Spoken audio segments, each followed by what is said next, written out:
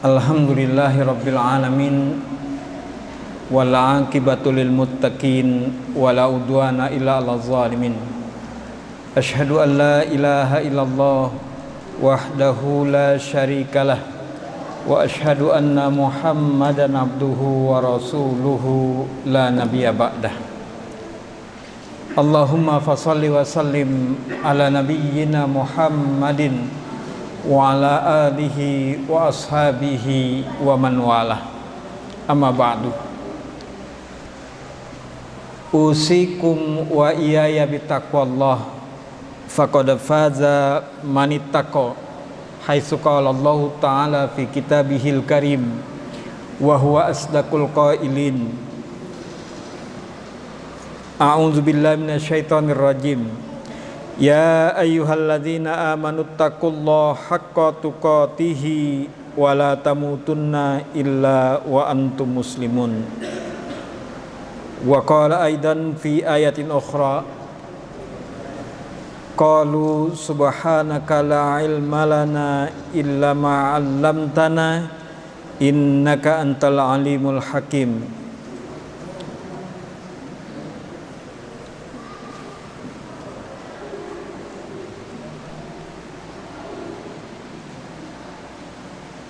Sadaqallahul azim.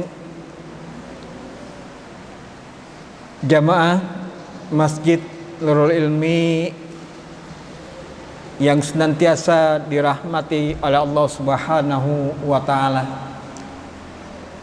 Alhamdulillah, segala puji syukur kita kehadirat Allah Subhanahu wa taala, yang mana pada kesempatan malam hari ini kita dipertemukan kembali oleh Allah Subhanahu wa taala dalam dekapan iman, dekapan ukhuwah yang senantiasa menghiasi kita di dalam kehidupan ini, terutama di dalam kita hidup berjamaah, bermasyarakat di Komplek Albina yang senantiasa mendapatkan rahmat dari Allah Subhanahu wa taala. Semoga saja ayunan tangan yang kita ayunkan, langkahan kaki yang kita langkahkan ke tempat ini dalam rangka kita beribadah kepada Allah Subhanahu wa taala dan menuntut ilmu akan senantiasa mendapatkan balasan yang terbaik di sisi Allah Subhanahu wa taala. Amin amin ya rabbal alamin. Salawat serta salam tidak lupa tercurah selalu pada Nabi Muhammadin sallallahu alaihi wasallam beserta keluarga, para sahabat, tabi'in dan kita umatnya sampai akhir zaman. Jamaah Masjid Nurul Ilmi dan pemirsa Nurul Ilmi Channel dan Daud Channel yang senantiasa dirahmati oleh Allah Subhanahu wa taala. Pada kesempatan kali ini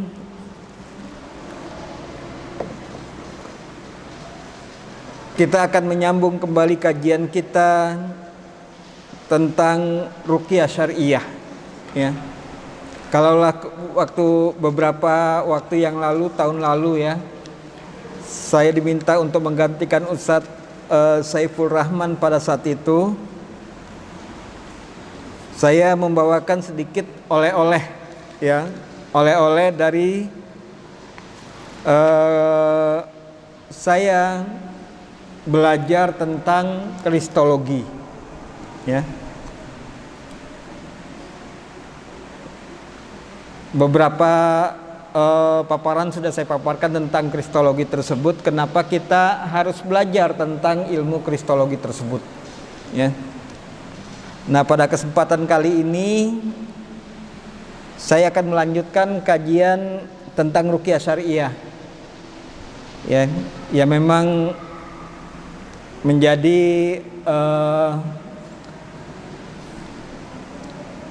ilmu yang senantiasa mendapatkan keberkahan dari Allah Subhanahu wa taala, karena ini adalah sebuah sunnah dari Rasulullah sallallahu alaihi wasallam. Jamaah yang senantiasa dirahmati Allah Subhanahu wa taala. Pada kesempatan kali ini kita sedikit akan mengulas tentang sihir, ya. Kenapa sihir? Ya. Karena sihir ini eksistensinya sudah ada ya. Semenjak setan mempunyai kepentingan untuk memecah belah manusia, ya, dengan menebar fitnah dan permusuhan di antara mereka, ya. Walaupun dalam Al-Quran secara jelas kita melihat sihir baru muncul di masa Nabi Sulaiman, ya. Bahkan menurut satu pendapat sejak zaman Nabi Idris itu, zaman Nabi Idris alaihissalam, ya, dan Nabi Nuh alaihissalam, sihir itu sudah ada. Nah, pada akhirnya sihir ini menjadi salah satu bagian dari praktek-praktek perdukunan, ya, yang sekarang begitu luar biasa keadaannya di masyarakat kita. Artinya seorang dukun itu tidak hanya melayani permintaan orang untuk berobat, ya, atau untuk memutuskan suatu perkara, melainkan juga melayani permintaan untuk melakukan sihir kepada orang lain. Nah, jadi dia nggak hanya si dukun-dukun itu, ya, nggak hanya melayani permintaan-permintaan untuk mengobati orang saja, tetapi, ya, mereka lebih dari itu. Kalau ada seseorang yang benci dengan seseorang, ya, pada akhirnya dia karena imannya kurang kokoh di dadanya, akhirnya dia mencelakai orang tersebut dengan bantuan dukun alias disihir. Nah, jadi sekarang itu dukun dan tukang sihir itu sulit untuk dibedakan. Mana yang betul-betul dukun profesinya, mana yang betul-betul tukang sihir. Jadi sulit sekali dibedakan sekarang itu, ya. Karena karakternya sama. Ya, selain dia dukun, bisa membaca pikiran orang, bisa mencari barang yang hilang menurutnya, gitu ya. Wallahu alam, ya. Bisa segala macam, ya, serba bisa lah. Cuman yang anehnya sebagian besar dukun itu tidak bisa mengayakan dirinya sendiri. Itu yang aneh. Tapi banyak orang yang minta kaya dari dia. Lucu kan? Coba lihatlah rumah-rumah dukun tuh, ya, rata-rata kita tahulah seperti apa. Jarang yang namanya rumah dukun yang memang mewah mentereng gitu, ya. Nah, lucunya orang yang dianggap sebagai orang yang punya pendidikan, gitu ya, sering datang ke sana untuk minta jabatan sama dia, untuk minta sesuatu kekayaan dari dia. Padahal orang itu tahu keadaannya seperti itu. Kan ini lucu, ya. Jadi kalau dibilang, ya, dukun dan tukang sihir itu bagaikan mata uang, ya, dua sisi mata uang yang saling melengkapi. Nah, gitu. Kanan kiri, kalau kanan aja nggak ada kirinya nggak jadi uang. Orang uang-uangannya aja sekarang udah dua sisi dia. Kalau orang yang nggak perhatian, gitu ya, duit-duitan itu dikiranya uang beneran. Nah, maka dari itu jamaah yang senantiasa dirahmati oleh Allah Subhanahu wa taala, kita harus mengetahui, ya, akar kata sihir. Kita harus mengetahui apa sih sihir itu, ya, sehingga kita lebih berhati-hati lagi dengan hal-hal tersebut. Jadi Kalimat sihir ini diambil dari kata as-sahara atau as-sihr, ya, atau sahara yasharu. Nah, artinya sesuatu yang sebabnya tersembunyi atau tidak transparan. Nah, di dalam bahasa Arab, ya, paru-paru, ya, paru-paru manusia itu disebut dengan sihir, as-sihr, ya. Artinya yang wujudnya tersembunyi. Ada dia di dalam tubuh manusia, cuman kan tersembunyi, nggak bisa dilihat secara langsung kecuali menggunakan alat, ya.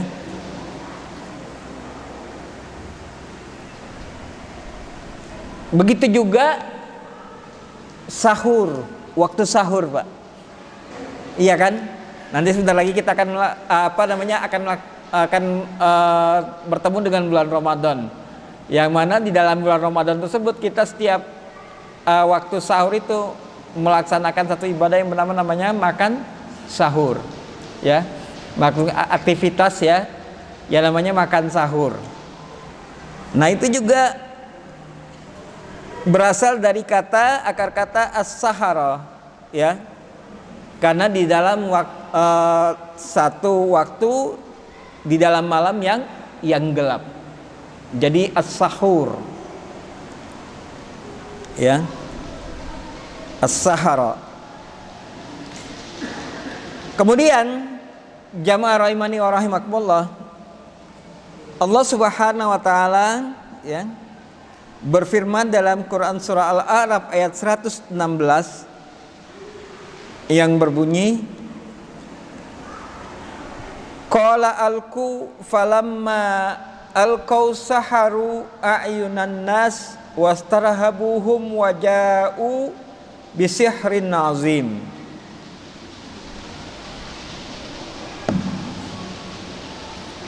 Yang artinya Musa menjawab,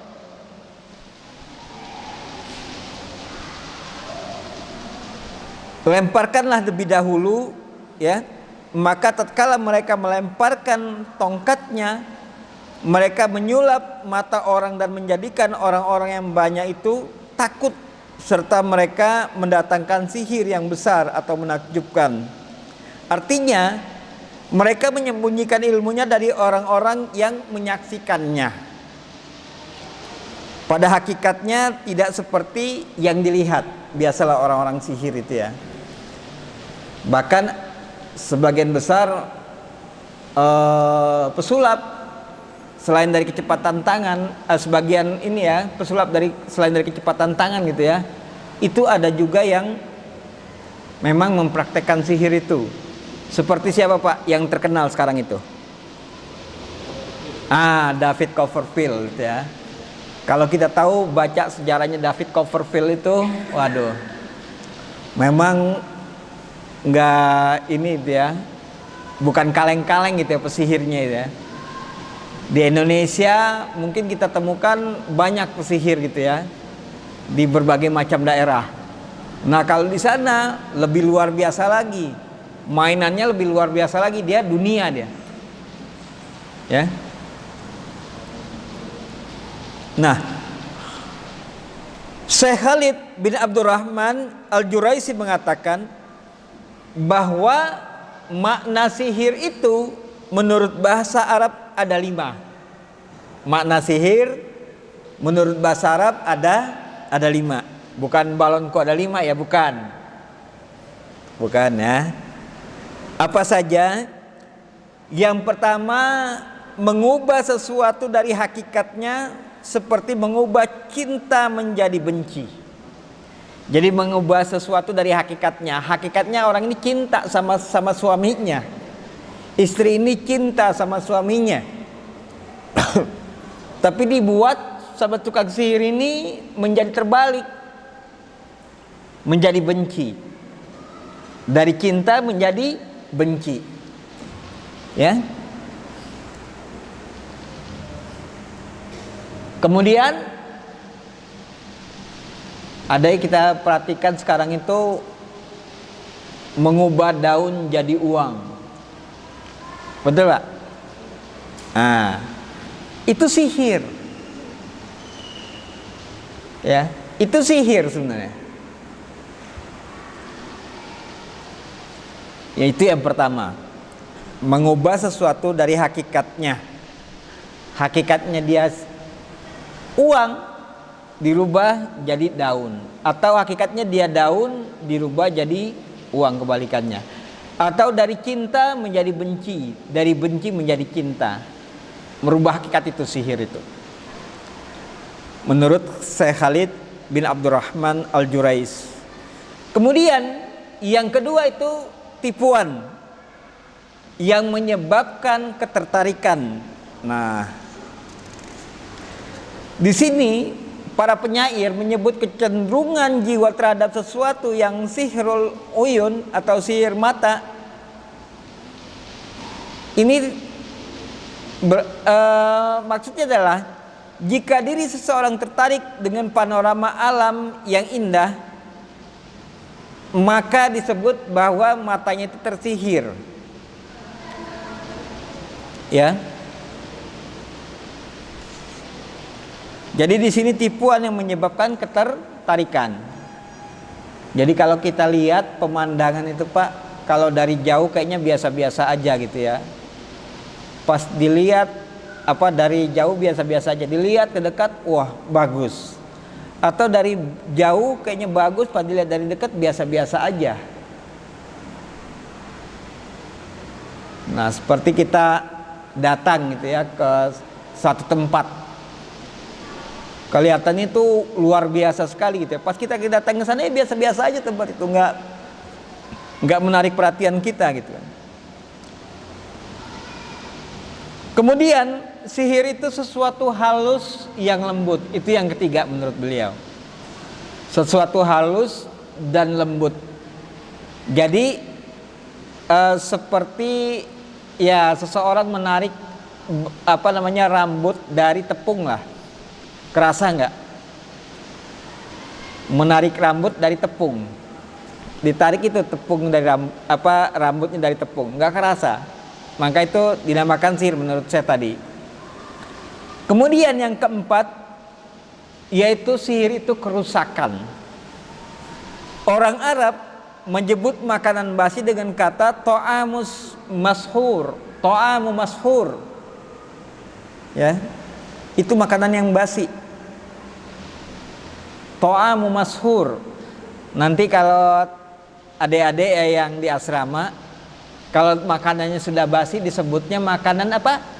To'amu mashur. Ya, makanannya udah basi gitu, nggak usah dimakan. To'amu mashur. Ya.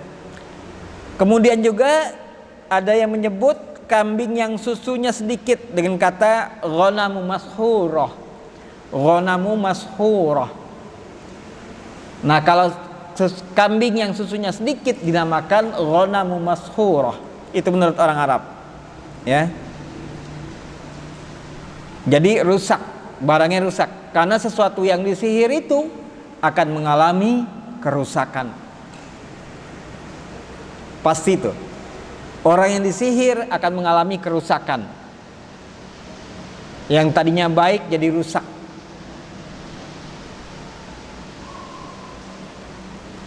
Kemudian sihir juga menurut saya tadi ya, yaitu kedustaan. Ya. Menurut Syekh Khalid tadi ya, yaitu kedustaan. Jadi Ibnu Mas'ud radhiyallahu an berkata, kami menyebut sihir di zaman jahiliyah dengan sebut al-idah atau kedustaan. Seseorang penyair berkata, aku berlindung kepada Tuhanku dari kejahatan tukang sihir, perempuan yang meniupkan sihir pembohong pada buhulnya.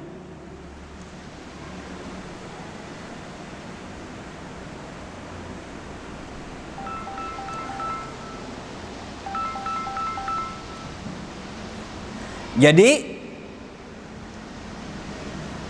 dari aspek bahasa sekalipun, sihir itu sudah menggambarkan sesuatu yang mengandung misteri, atau kebatilan. Makanya kalau orang kena sihir, ya sesuatu sihir itu mengandung misteri. Ini siapa kira-kira yang menyihir? Ini kena sihir atau tidak? Ya, jadi memang betul-betul mengandung satu misteri dan itu batil. Ya. Nah kemudian itu tadi dalam segi lughawi ya, bahasa. Kemudian dari segi terminologinya, sihir secara definisinya, secara terminologi ya, tidak terlepas dari makna lughawi atau etimologi. Ya, sihir sebagaimana dikatakan sebelumnya adalah memperlihatkan suatu kebatilan dalam bentuk kebenaran. Ini merupakan hakikat sihir secara syar'i. Ya. Sebab apa yang dilakukan oleh tukang sihir itu sebenarnya adalah sulap mata. Mereka menyulap mata manusia dengan bantuan setan dari bangsa jin, ya. Nah, begitulah sulap mata. Makanya ada sesuatu permainan-permainan yang kadang-kadang tidak masuk di akal kita. Dikarenakan apa? Dikarenakan sihir tersebut. Yang tidak mungkin terjadi bisa terjadi. Dikarenakan mata kita yang disulapnya. Mata kita yang ditipunya. Ya. Kemudian oleh karena itu sihir ini adalah prosesnya tersembunyi atau dengan cara tidak transparan. Ya. Terlebih jin dan sihir secara bahasa sama-sama memiliki karena kata tersembunyi, ya. Jin itu artinya katanya maksudnya adalah tersembunyi artinya. Begitu juga sihir. Kenapa disebut dengan jin? Karena tersembunyi, ya. Kita pernah mendengar kalimat ini, Pak. Kalau kita Ramadan tuh sering itu disebut as-saumu junnatun. Ya kan? Saum itu sebagai perisai. Jadi terperisai. Jadi yang menghalangi. Ya kan? Nah, sekarang kita lihat bahwa seperti yang saya katakan tadi ya, antara dukun dan tukang sihir, ya, dan ustadz yang notabene-nya ya, ada tanda kutipnya ya, uskun itu ya, ustadz tapi dia dukun, itu sering kita lihat mereka menggunakan ayat-ayat suci Al-Quran ya, mantra-mantra yang dilihat kelihatannya Islami. Oh, ini kan Islami, ya kan? Padahal sebenarnya apa yang dibacanya itu telah bercampur dengan kebatilan. Nah,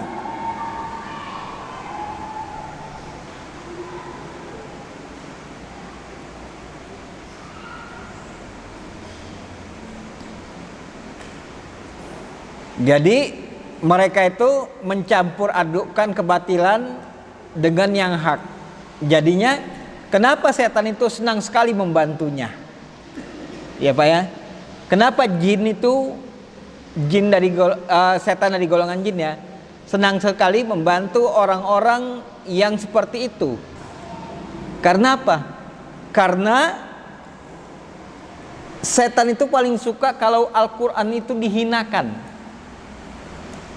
Paling suka sekali dia kalau Al-Quran itu dihinakan. Sehingga dia cepat membantu orang tersebut atas izin Allah Subhanahu wa ta'ala. Karena setiap ketika Allah izinkan, belum tentu Allah itu ridho. Memang diizinkan oleh Allah. Orang disihir itu banyak yang kena. Kenapa? Allah izinkan. Tetapi apakah Allah ridho dengan perbuatan sihir tersebut? Tidak.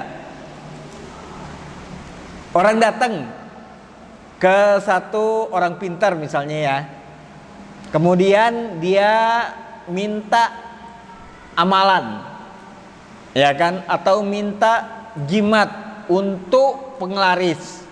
Kemudian dia ternyata atas izin Allah dia tambah ini gitu, usahanya tambah maju. Memang Allah izinkan, tetapi apakah Allah ridho dengan hal tersebut? Enggak. Allah tuh enggak ridho dengan hal tersebut. Nah, ini yang harus kita ketahui, Pak. Kenapa ya orang sihir itu terjadi? Ya terjadi. Kenapa? Allah izinkan. Tetapi Allah tidak ridho dengan hal tersebut. Ya. Makanya makna sihir secara bahasa seperti yang dikatakan Ibnu Faris, ya, sama dengan makna talbis, yaitu memperlihatkan kebatilan dengan bentuk atau dalam kemasan kebenaran. Talbisul iblis, kebatilan dibungkus dengan kebenaran, akhirnya seolah-olah itu benar, padahal tidak benar. Seolah-olah itu islami, padahal tidak islami. Nah, sekarang berapa banyak kita melihat dukun-dukun yang bacaannya seolah itu bacaan Al-Quran, yang seperti yang viral kemarin lah gitu ya. Bacaan Al-Quran, memang bacaan Al-Quran, tetapi apakah itu islami? Tidak. Orang dari bacanya aja udah kacau balau gitu. Makanya seorang peruqyah itu kalau bacaan Al-Qurannya nggak beres, itu menjadi satu catatan gitu kan, menjadi satu catatan. Jadi seorang peruqyah itu harus mempunyai bacaan yang baik. Kalau tidak bacanya indah gitu ya, bisa dilakukan, dia harus sesuai dengan kaidah-kaidah tajwidnya. Karena salah satu saja dia melenceng dari kaidahnya, maka artinya juga akan berbeda. Itulah bahasa Arab, ya. Kemudian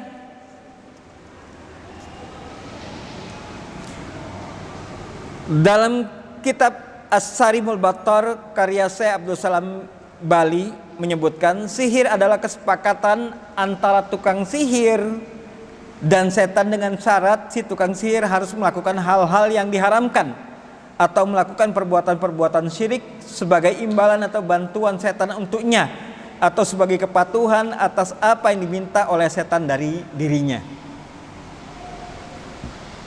Sampai seperti itu perjanjiannya. Oke, saya kabulkan apa yang sampean mau, tapi sampean harus melakukan ini.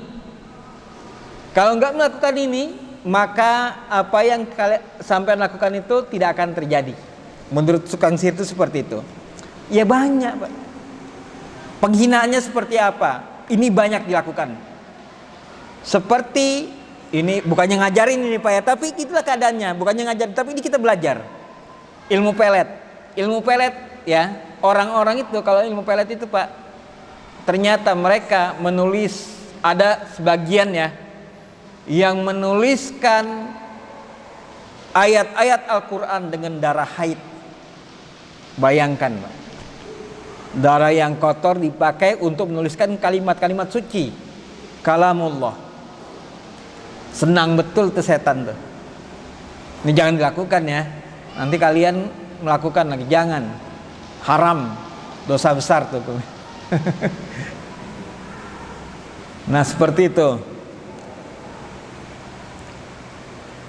Apalagi Pak? Banyak lagi ya, banyak lagi contohnya. Tetapi itulah bagian kecilnya gitu kan. Itu dari kitab yang ditulis oleh Syekh Abdul Salam Bali. Kemudian dari Syekh Ibnu Utsaimin dalam Syahrul Kabair lebih menekankan definisi sihir pada akibatnya yang ditimbulkan terhadap al-masyhur, orang yang disihir. Ya, beliau berkata sihir adalah simpulan atau ikatan dan mantra-mantra serta tiupan yang dilakukan tukang sihir untuk sampai pada tujuan mencelakakan orang yang disihir. Jadi mereka orang-orang, ya bukan orang Arab aja, orang Indonesia juga seperti itu, dan negara-negara di bagian dunia juga seperti itu. Seperti Thailand ya, yang kuat sihirnya tuh. Thailand itu. Jadi mereka tuh menyihir itu dengan membuat simpulan-simpulan seperti ikatan-ikatan. Misalnya ada orang yang mau disihir, itu dibuat aja satu boneka. Boneka itu di mana dia mau diarahkan sihirnya pada boneka tersebut. pada orang tersebut. Nah, di boneka itu ada bagian-bagian tubuh yang ini, misalnya ada yang terasa berat sekali di tangannya, itu biasanya dibanduli sesuatu atau diikat sesuatu di situnya, atau seperti tertusuk-tusuk, itu memang ditusuk sama jarum, ditusuk sama jarum di bagian-bagian yang memang dia sukai, seperti itu.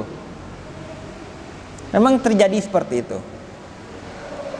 Bahkan memindahkan sesuatu yang tidak mungkin untuk masuk ke dalam tubuh itu banyak sekali.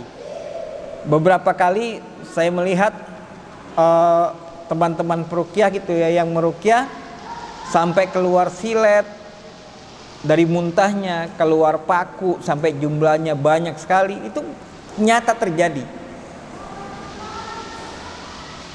Ya. Sampai keluar boneka voodoo. Ya, boneka voodoo itu boneka yang memang dipakai untuk media sihir sampai masuk ke dalam tubuhnya. Itu memang terjadi seperti itu. Nah, inilah yang dikatakan oleh Syekh Utsaimin tadi. Nah,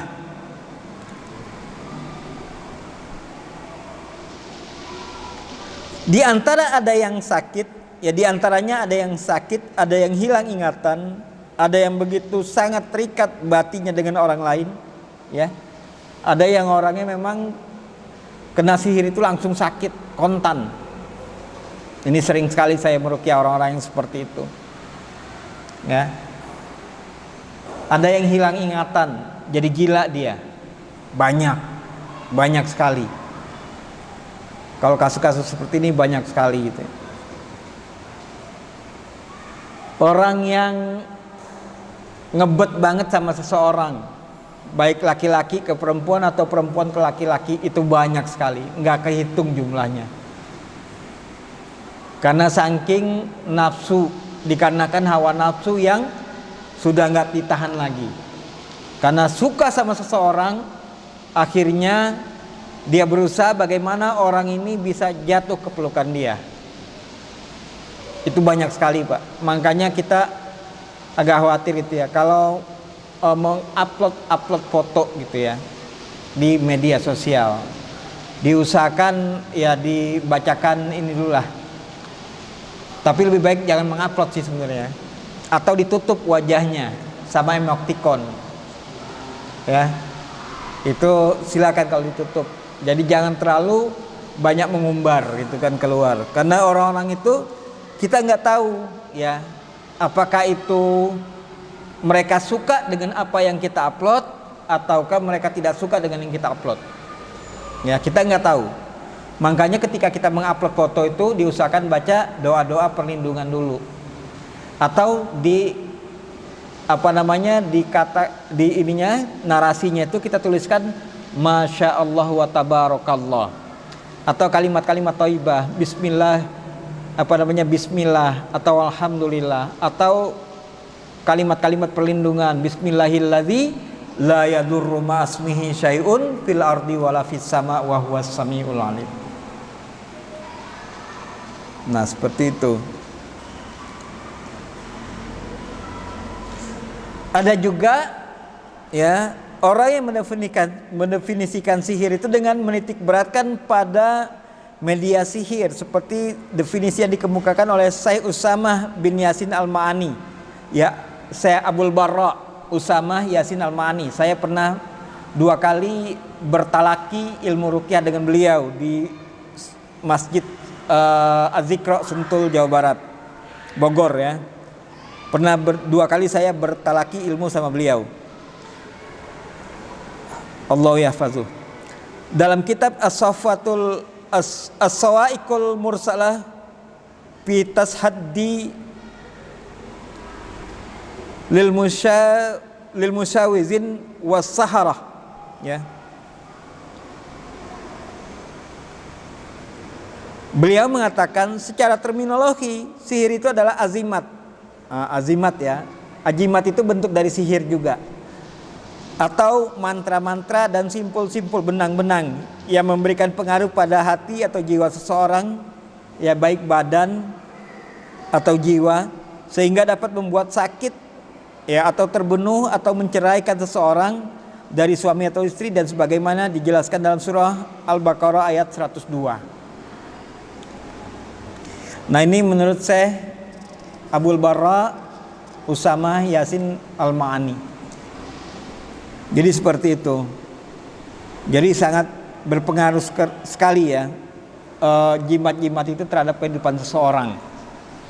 Makanya kalau ada orang yang diruqyah kemudian ruqyahnya masih belum berpengaruh, mengefek kepada diri orang tersebut, bisa jadi orang yang diruqyah itu masih menyimpan benda-benda seperti tadi itu, jimat ya, yang dia yakini sebagai pelindungan pada dia. Nah, dan ini sering terjadi, sering kelihatan ya, sering terjadi di lapangan. Kemudian dikarenakan sesuatu, akhirnya orang tersebut menyihir seseorang sehingga terbunuh. Ini banyak sekali ya, banyak sekali. Orang dalam keadaan sehat tiba-tiba muntah darah, padahal dia sehat. Tiba-tiba dalam satu saat, satu waktu muntah darah, langsung meninggal. Banyak.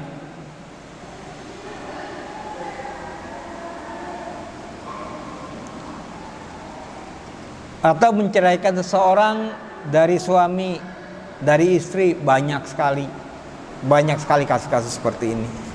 Seperti yang ada di dalam Quran surah Al-Baqarah ayat 102. Nah, ini ayat yang berbicara tentang sihir. Jadi kalau seseorang terkena sihir, sering-sering aja dibacakan ayat ini, Pak. Ya. Ayat surah Al-Baqarah ayat 102, wattaba'u ma tatlu syayatinu ala mulki Sulaiman wa ma kafara Sulaiman walakinna syayatina kafaru yu'allimunan nasa sihr ila akhiril ayat. Sering-sering aja baca ayat itu. 1 kali, 2 kali, 3 kali, 4 kali, sampai berkali-kali. Silakan dibacakan. Selain dibacakan surah Al-Fatihah, ayat kursi, kemudian 2 ayat setelah ayat kursi, kemudian ayat 102 ini ya, surah Al-Baqarah 102, kemudian akhir surah Al-Baqarah dari lillahi ma fis samawati wa ma fil ard sampai akhir. Kemudian dibacakan lagi ayat-ayat yang berkenaan tentang sihir ya. Ayat-ayat yang berkenaan tentang sihir ini ya di dalam Quran surah Al-A'raf tadi banyak ya. Wa awhayna ila Musa an alqiyasak fa idza hiya talaqafu ma yafikun fa waqal haqqu wa batala ma kanu ya'malun faghulibu nalika wa anqalabu saghirin. Itu sering-sering aja dibaca. Wa ulqiyas saharatu sajidin. Nah, sering-sering aja dibaca. Kemudian falamma alqaw qala Musa ma ji'tum bihi sihr innallaha sayubtiluh. Innallaha sayubtiluhnya itu diulang-ulang. Innallaha sayubtiluh, innallaha sayubtiluh, innallaha sayubtiluh, agar Allah membatalkan sihir tersebut. Sering-sering aja diulang sampai akhir ayat. Kemudian dibacakan lagi surah Al-Kafirun, dibacakan lagi Al-Ikhlas, Al-Falak, dan An-Nas. Kalau kita terkena, ada keluarga atau kita terkena sihir, waliyadzubillah. Nah, seperti itu. Kemudian Imam Al-Qudamah mendefinisikan sihir itu dari aspek media dan pengaruh yang disebabkan oleh sihir. Nah, kata Imam Al-Qudamah, Imam Ibnu Al-Qudamah, sihir adalah simpulan ikatan dan mantra atau ucapan yang dirapikan, yang dirapalkan atau ditulis atau melakukan sesuatu yang dapat mempengaruhi fisik, hati atau akal seseorang yang disihir secara tidak langsung. Dan sihir itu punya hakikat, ada yang dapat membunuh, ada yang membuat orang sakit, ada yang membuat seorang suami tidak mampu menyetubuh istrinya, ya. Ini banyak sekali. Membuat seseorang bercerai dengan suaminya, membuat dua orang saling membenci atau saling mencintai. Ini banyak sekali, Pak, seperti ini. Ya, kami banyak menangani kasus-kasus yang tadi itu, Pak, ya, ketika mendatangi istrinya nggak berfungsi. Si anunya itu nggak berfungsi. Ini saya beberapa kali menangani kasus orang-orang yang yang mengalami hal-hal ini. Ya, itu rata-rata orang-orang kaya yang punya kekayaan, ya. Kemudian istrinya cantik gitu ya. Ada orang yang suka sama istrinya. Ini sering seperti itu. Agar tujuan orang tersebut yang menyihirnya, orang ini nanti menceraikan istrinya, atau istrinya minta cerai dari dia. Sering seperti itu. Beberapa kali saya menangani seperti itu. Ya. Atau orang yang terkena, ada dia orang yang menyihir itu menulis saja, dia menulis di satu di bagian tembok dari rumahnya, atau bagian tembok bagian buku dari bukunya, atau dari barang-barangnya. Kemudian itu berpengaruh pada orang tersebut. Banyak yang seperti ini.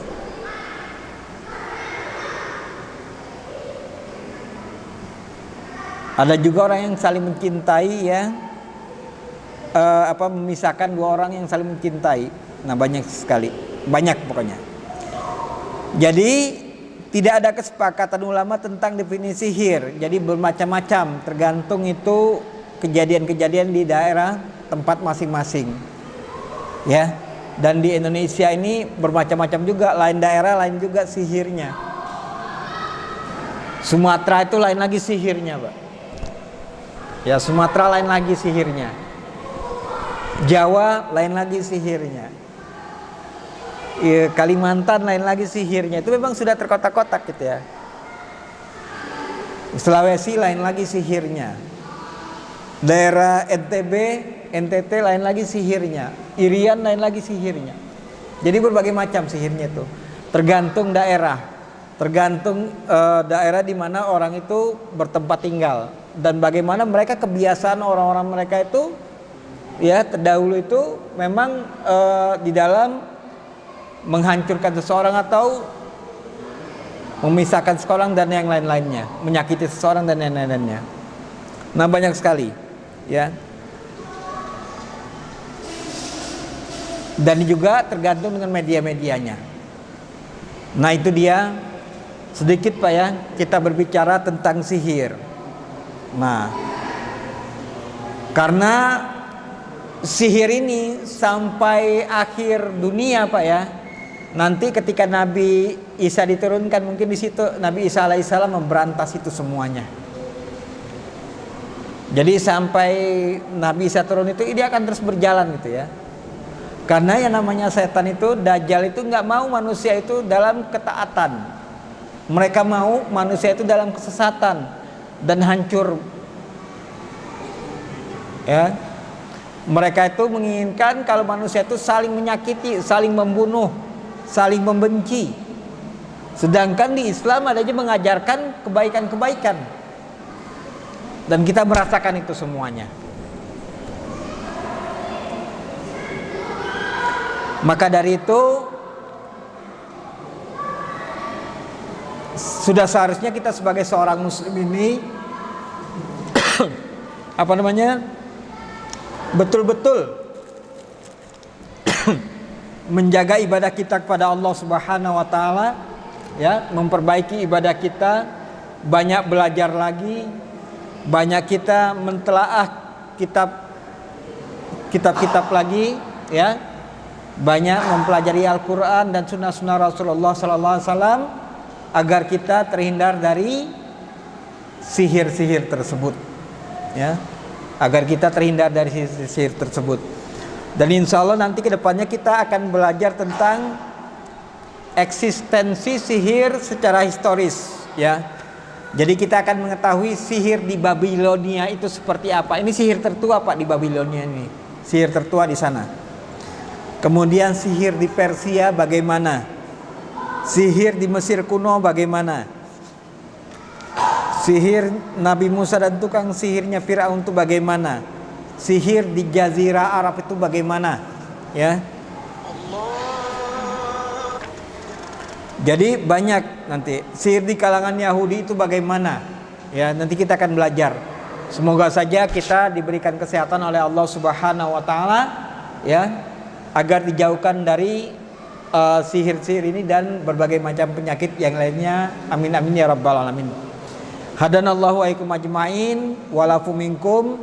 Saya mohon maaf atas segala dan kesalahan dan kekurangan, ya. Kalau ada yang salah itu dari saya pribadi, dan kalau ada kebenaran itu datangnya dari Allah Subhanahu wa taala. Mari kita tutup kajian ini bersama-sama dengan membacakan doa kafaratul majlis. Subhanakallahumma wa bihamdika asyhadu an la ilaha illa anta astaghfiruka wa atubu ilaik. Assalamualaikum warahmatullahi wabarakatuh.